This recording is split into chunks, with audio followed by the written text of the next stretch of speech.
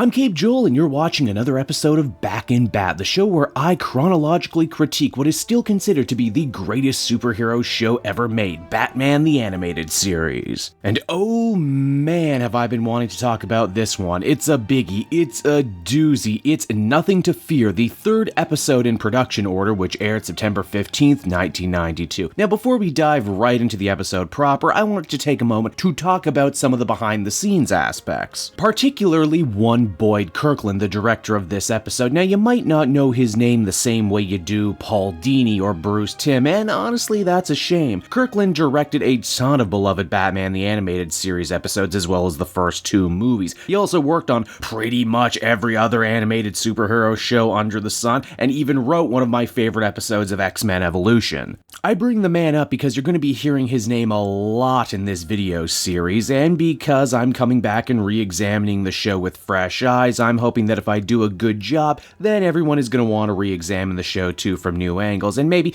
give some much needed respect for a dearly departed creator. Because strong direction is definitely one of the reasons that Nothing to Fear stands out the way it does. Now, as we join the episode, we see the local Gotham University has fallen on some very hard times. It would seem a string of robberies and vandalism has left the place on its last legs. Bruce Wayne is there trying to help out with a fundraising effort, and it seems that one of the big wig professors there actually went to school with Bruce's dad, Thomas. The professor actually has some pretty harsh words for Bruce despite him only being there to help. He says that Bruce's hard-partying playboy ways would have shamed the name Wayne were his dad still alive, and that perhaps it's good that his parents aren't there to see what he's become. Ouch. Naturally, these words cut the otherwise hard-as-stone Batman pretty deep, proving that while he might be a superhero, he's still a human, and while he hides his emotions well, he most definitely has them. Now, Batman gets alerted to a bank robbery nearby, and it's here we're introduced to our villain for the piece, the Scarecrow. In his debut episode, this would also be the first and last time he appeared in this costume, Scarecrow being probably one of the most redesigned characters in all of Batman the Animated Series. And I mean, it's clear as to why they did update the costume just by looking at it. It's not very scary, and in truth, they wouldn't strike spooky perfection until his third and final costume, but that's a long way off. The Scarecrow is robbing the campus bank. Yes, the campus has its very own bank where it seemingly keeps all of its money. Is this a normal practice in the United States, or is my own Canadian college dropout showing?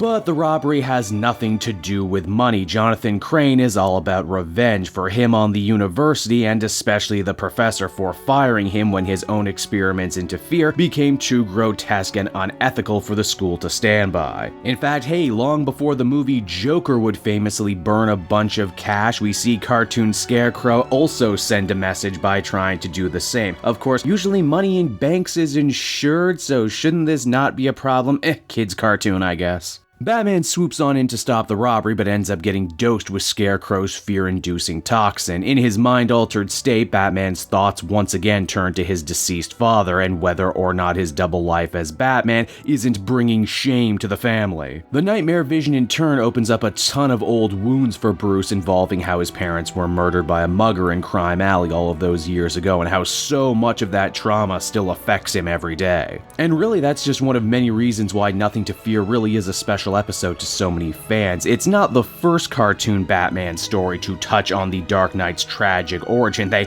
actually did an episode which, funny enough, featured the Scarecrow too in the last season of the Super Friends. But here, things were different. It's a testament to just how mature and thoughtful Batman the Animated Series could be when dealing with some hard subject matter like grief, loss, and even death. The writing in Batman the Animated Series was just light years apart from many of its contemporaries. Episodes just like this one, where the hero not only had to overcome a costumed foe, but also had to grow as a person and overcome some deep-seated demons. It also invokes the death of the Wayne family in a day and age when the impact of their murder wasn't dulled by a near constant state of restaging the events over and over and over again. This situation also gives supporting characters like Alfred a chance to shine, saying that he knows full well that if Bruce's parents were still alive, they would indeed be proud of their son because, well, Alfred is proud of Bruce too. Aw. I should note that this is actually the final appearance of Alfred's original voice actor, Clive Revels, before he was ultimately replaced in the role by the actor who would go on to define the character for a whole generation, Ephraim Zimbalist Jr. Now, Scarecrow's ultimate plan is to dose everyone with fear toxin at the University Gala fundraiser and abscond not only with all the money, but with the man who cost him his job, too. You know, it's funny when we stop and think about it, jilted former employees actually make up a pretty good chunk of the villainous backstories for most of the characters in Batman the Animated Series. Batman has a major fight on his hands, not just against a bunch of regular people who shockingly see him as a bat monster while under the influence of Crane's poison, but also his own mind, which still isn't totally free of fear and doubt yet. In order to save the day, Batman is forced to overcome his fear, and he does so in probably the coolest way possible with a quote that is now legendary amongst Batman fans. Stop me if you've heard this one before. I am the Knight.